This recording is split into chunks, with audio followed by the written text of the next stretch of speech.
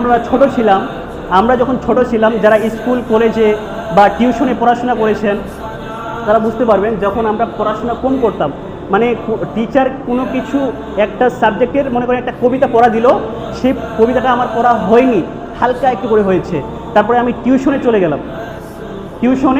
গেলাম, যাওয়ার পরে দেখছি যে আরও কয়েকজনের পড়াটা হয়নি।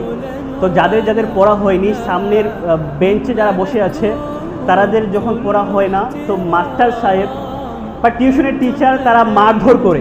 তো যারা পিছনে থাকে তাদের অন্তর কেমন কাঁপে জানেন? যারা ছোটো ছোটো বাচ্চা তারাই জানে। তো তারা মনে করে কখন যে এই মারটা আমার পিঠে পড়বে, কখন যে এই মারটা আমার হাতে পড়বে।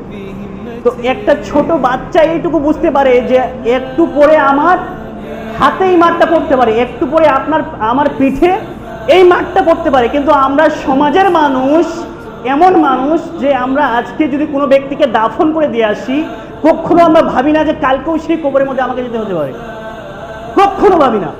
তো একটা ছোট বাচ্চা যেমন ভাবে, আমরা সেমনটা ভাবি না। যখন আমরা কারো জানাজা পড়ি, কবরের মধ্যে দাফন দিয়ে আসি, তো আমরা কি একটু ভাবতে পারি না যে এই মানুষটাকে আজকে দাফন করানো হলো, কিছুক্ষণ পরে এর হিসাব চালু হয়ে যাবে, আমাকেও কালকে এখানে যেতে হতে পারে। তো আমার আমলটাকে একটু ঠিক করি, মজবুত করি, আল্লাহর ইবাদত করি, আল্লাহর প্রশংসা করি, এটা তো আমাদের ভাবা দরকার। আমরা তো যাবই কবরের মধ্যে।